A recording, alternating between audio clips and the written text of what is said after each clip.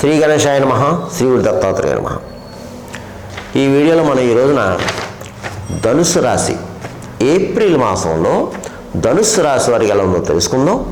ధనుస్సు రాశి మూల 1, 2, 3, 4, పూర్వాషాఢ 1, 2, 3, 4, ఉత్తరాషాఢ 1వ పాదం ధనుస్సు రాశిలోకి వస్తాయండి. ఈ రాశిలో ఉన్న స్త్రీలకు పురుషులకు అందరికీ అన్ని రకాలుగా అన్ని విధాలుగా అన్ని రంగాల వారికి బాగుంది. చాలా అద్భుతంగా ఉందని చెప్పుకోవచ్చు. చాలా దివ్యంగా ఉంది. అన్ని రకాలుగా గ్రహ సంచారం బాగుంది. అద్భుత యోగం, అదృష్టం వరించిందని చెప్పుకోవచ్చు. బంగారు రోజు అని చెప్పుకోవచ్చు. బంగారు భవిష్యత్తు కనిపిస్తుంది. ఆత్మవిశ్వాసం లక్ష్యాన్ని చేరుస్తుంది. అభీష్ట సిద్ధి విశేషంగా ఉంది. మీకు ఆరోగ్యం బాగుంది. కుటుంబ శక్తితో బాగుంది. దంపతుల మధ్య ప్రేమ అనురాగాలు ఉంటాయి. గతంలో చిన్న చిన్న మనస్పర్ధలు వచ్చి విడిపోయిన భార్యాభర్తలు కలుసుకుంటారు. అలాగే మీ సంతానం బాగుంటుంది, చక్కగా ఉంటుంది, చక్కగా చదువుకుంటారు, మంచి మార్కులతో పాస్ అవుతారు. అలాగే పై చదువులకు వెళ్తారు. అలాగే వివాహం కాని వారికి వివాహం జరుగుతుంది. సంతానం లేని వారికి సంతానం కలుగుతుంది.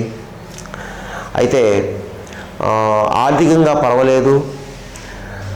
సమయానికి ధనం ఏదో విధంగా చేతి అందుతుంది. అయితే విందు వినోదాలు పాల్గొంటారు. విలాస వస్తువులు కొనుక్కుంటారు. విలువైన వస్తువులు కొనుక్కుంటారు. శుభకార్యాలకు హాజరవుతారు. కొంతమంది అయితే మీ గృహంలోనే శుభకార్యాలు జరగడానికి అవకాశాలు కనిపిస్తున్నాయి. ఇక గృహ నిర్మాణం చేపడతారు ఈ మాసం మీరు. లేదంటే గతంలో గృహ నిర్మాణం చేపట్టి కొన్ని పరిస్థితుల కారణంగా అది ఆగిపోతే మరలా పునః ప్రారంభించడానికి అవకాశం ఉంది. కొత్త వాటికి శ్రీకారం చుడతారు. నూతన వ్యవహారాలకు శ్రీకారం చుడతారు. కొన్ని బాధ్యతలు పదవులు స్వీకరిస్తారు. దాన్ని సక్రమంగా నిర్వర్తిస్తారు. పెద్ద పెద్ద వాళ్ళని కలుసుకుంటారు. పెద్ద పెద్ద రాజకీయ నాయకులను కలుసుకుంటారు. మీ పనులు పూర్తి చేయించుకుంటారు. ప్రభుత్వం సంబంధించిన కార్యాలు కూడా మీకు పూర్తవుతాయి. మీరు ఎప్పటి నుంచో పెండింగ్ ఉన్న వ్యవహారాలన్నీ కూడా మీకు ఈ మాసంలో ప్రయత్నం చేస్తే ఆ పనులు పూర్తవుతాయి. ఆ వ్యవహారాలు సక్సెస్ అవుతారు మీరు. అయితే బంధుమిత్రుల యొక్క సహాయ సహకారం కూడా పొందుతారు మీరు. బాగుంది. కానీ మిత్రుల వల్ల ఎక్కువ ఉపయోగం ఉంది మీకు. బంధువుల కంటే మిత్రుల వల్ల మీకు ఉపయోగాలు ఉన్నాయి. కలిసి వస్తుంది మీకు. అలాగే కొత్త వారితో జాగ్రత్త. కొత్త వారి పరిచయం అయితే మాత్రం వారితో చాలా జాగ్రత్తగా మెసలాలి మీరు. లేదంటే ఇబ్బంది అవుతుంది. వాళ్ళు నమ్మి దయచేసి బంగారం కానీ డబ్బులు కానీ కాగితాలు కానీ ఏది ఇవ్వకూడదు. ఇకపోతే వృత్తిపరంగా బాగుంది. ఎవరు ఏ వృత్తిలో ఉన్నా ఆ వృత్తిలో మంచి రాణింపు ఉంటుంది. మిమ్మల్ని గుర్తిస్తారు. మీ స్కిల్ ఏదైతే ఉందో బయటపడుతుంది. మిమ్మల్ని గుర్తిస్తారు. మీకు అవార్డు కూడా రావటం, సన్మానాలు జరుగుతాయి. అయితే ప్రయత్నాలు ఎక్కువ చేయాలండి. మీరు ప్రయత్నాలు ఎంత ప్రయత్నం చేస్తే అంతా మీరు సక్సెస్ అవుతారు. ఇందులో కొంతమంది బద్ధకస్తులు ఉన్నారు. బద్ధకస్తులు కూడా బద్ధకాన్ని విన్నాడి మీరు ప్రయత్నం చేస్తే తప్పకుండా మీరు సక్సెస్ అవుతారు. ఎందుకంటే గతంలో చాలా బాధలు పడ్డారండి, ఇబ్బంది పడ్డారు, ఎన్నో కష్టాలు పడ్డారు. ఆ ఇబ్బందులు బాధలు తొలగిపోయాయని చెప్పుకోవచ్చు. ఇప్పుడు మంచి రోజులు వచ్చినాయి. దాన్ని సద్వినియోగం చేసుకోండి అంతే. ఇక ఇందులో 60%, ఇక ఇందులో 60+ అంటే 60 సంవత్సరాల వయసు పైబడిన వారు ఎవరన్నా ఉంటే మాత్రం తప్పనిసరిగా మీరు సూర్య ఆరాధన చేసుకోవాలండి. ఆరోగ్య విషయంలో చాలా జాగ్రత్తగా ఉండాలండి. సూర్య నమస్కారాలు చేసుకోవాలి. ఆదిత్యోదయం చేసుకోవాలి. చదువుకోవాలి తప్పనిసరిగా. ఇక రియల్ ఎస్టేట్ రంగంలో వరకు బాగుంది. స్పెక్యులేషన్ లాభిస్తుంది. మోటార్ ఫీల్డ్ వరకు బాగుంది. ప్రైవేట్ కాంట్రాక్ట్స్ బాగుంది. అలాగే షేర్ మార్కెట్ బాగుంది. అలాగే సినిమా టీవీ రంగంలో ఉన్న వరకు కూడా బాగుందండి. అన్ని రకాల డిపార్ట్మెంట్ వరకు బాగుంది. మంచి అవకాశాలు వస్తాయి. ఇక రాజకీయ నాయకులకు బాగుందండి. మీకు బాగుంది. మీరు పట్టిందల్లా బంగారంగా ఉంటుంది. ప్రజలకు మంచి సేవ చేస్తారు. ప్రజలకు కావాల్సిందంతా చేస్తారు. మంచి సన్మానాలు జరుగుతాయి. మీకు మంచి పేరు ప్రఖ్యాతులు సంపాదించుకుంటారు రాజకీయ నాయకులు అయితే మాత్రం. ఇక అన్ని రకాల వ్యాపారస్తులకు బాగుంది. జాయింట్ వ్యాపారస్తులకు బాగుంది. కొత్తగా వ్యాపారం పెట్టుకోవచ్చు. మంచి లాభాలు వస్తాయండి. ప్రైవేట్ పరంగా ప్రభుత్వ పరంగా ఉద్యోగస్తులు బాగుంది, పై అధికారులతో ప్రశంసలు పొందుతారు, తోటి సహా ఉద్యోగులు కూడా మిమ్మల్ని గౌరవిస్తారండి. ఇక చదువుకునే విద్యార్థులు ఇది పరీక్ష సమయం కాబట్టి పరీక్షలు చక్కగా రాస్తారు, మంచి మార్కులతో పాస్ అవుతారు, పై చదువులకు వెళ్తారు. వివాహంగానే అమ్మాయిలు కూడా ప్రయత్నాలు చేసుకోండి, ప్రయత్నాలు ఫలిస్తాయి. ఇకపోతే ఈ రాశి ఫలాలు గోచార ఫలితాలు కేవలం మీకు 40% మాత్రం పనిచేస్తుంది. మిగతా 60% కూడా మీ యొక్క జన్మజాతకం, జన్మలగ్నం, లగ్నాతో ఉన్న గ్రహాల యొక్క పరిస్థితి, జరిగే దశ అంతర్దశను బట్టి జరుగుతుంది. నేను చెప్పిన యొక్క గోచార ఫలితాలు అందరికీ జరగాలని రూల్ లేదు, జరగకూడదని రూల్ కూడా లేదు. జరగచ్చు, జరగకపోవచ్చు. కొంతమంది చేస్తున్నారు, ఫోన్ చేస్తున్నారు, గురువుగారు మీరు చెప్పిన జరిగిన కొంతమంది, జరగదని కొంతమంది ఫోన్ చేస్తారు. కాబట్టి దయచేసి గమనించండి.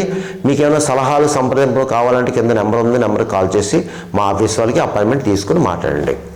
ఇకపోతే ఈ ధనుసు రాశి వారు ఏప్రిల్ మాసంలో నేను చెప్పిన ఈ యొక్క పరిహారాలు చేసుకుంటే మీకు ఈ మాసం యోగిస్తుంది. ఒక రకంగా చెప్పాలంటే ఏప్రిల్ మాసం చైత్రమాసము మన యొక్క సంవత్సరం ప్రారంభం, మనకే సంవత్సరం ప్రారంభం కాబట్టి మీరు చేయవలసింది ఏంటంటే అందరూ కూడా ఆంజనేయ స్వామిని ఎక్కువ నమ్మండి. ఆంజనేయ స్వామి పూజలు చేసుకోండి. మీరు రామాలయం దర్శించండి, విష్ణాలయం దర్శించండి, హనుమాన్ చాలీసా చదువుకోండి, సుందరకాండ పారాయణం చేయించుకోండి. దేవాలయంలో కానీ గుళ్ళో కానీ, దేవాలయంలో కానీ ఇంట్లో కానీ సుందరకాండ పారాయణం చేయించుకోండి అయ్యగారిని పట్టుకుని. అలాగే శనివారం నియమాలు పాటించండి. ఏదన్నా శని క్షేత్రం వెళ్ళడానికి ప్రయత్నం చేయండి. శని భగవాని యొక్క క్షేత్రం, స్వయంభూ క్షేత్రం వెళ్ళడానికి ప్రయత్నం చేయండి. శనివారం వీలైతే రావి చెట్టు, వేప చెట్టు ఉన్న దేవాలయాలు ఉంటాయి. రావి చెట్టు, వేప చెట్టు కలిసి ఉండే దేవాలయంలో శనివారం వెళ్ళి చక్కగా ఆ చెట్టు చుట్టూ 11 ప్రదక్షిణ చేయండి. శ్రీరామనామం చెప్పుకుంటూ చక్కగా కాస్త పాలు, నీళ్లు, పంచదార అంటే షుగరు వెయ్యండి. ఒక దీపం పెట్టండి, దండం పెట్టుకోండి. అక్కడ కాస్త ఆ చెట్టు నేను కూర్చుని రామనామ జపం చేసుకోండి. ఇకపోతే మీరు ఇది చైత్రమాసం శ్రీరామనవమి, సీతారాముల కళ్యాణం చూడండి. చక్కగాని ప్రతి దేవాలయంలో జరుగుతుంది ఊళ్ళల్లో. ఒకవేళ దేవాలయంలో వీలకపోతే యూట్యూబ్లో చూసుకోవచ్చు, ఫోన్లో చూసుకోవచ్చు, టీవీలో చూసుకోవచ్చు. అయితే ముఖ్యంగా వివాహం కాని అబ్బాయిలు, అమ్మాయిలు కానీ, సంతానం లేనివారు కానీ, అలాగే వివాహం అయ్యి చిన్న గొడవ పడేవాళ్ళు కానీ ఉంటే తప్పనిసరిగా సీతారాముల యొక్క కళ్యాణం వీక్షించని చూడండి. దేవాలయం వెళ్ళి కనులారా చూడండి. సమస్త దోషాలు అరిమపడతాయి, మీకు శుభాలు జరుగుతాయి. అలాగే మంగళవారం, శనివారం నియమాలు పాటించండి.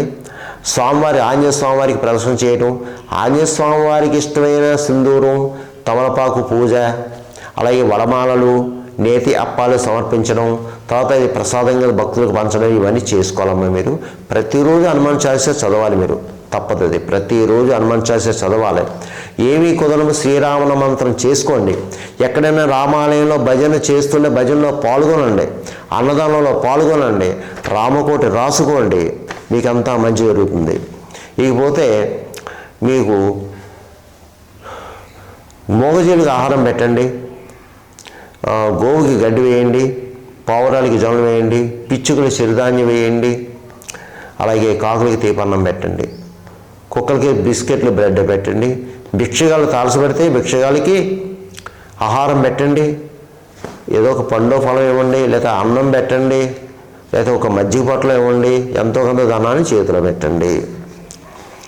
ఇక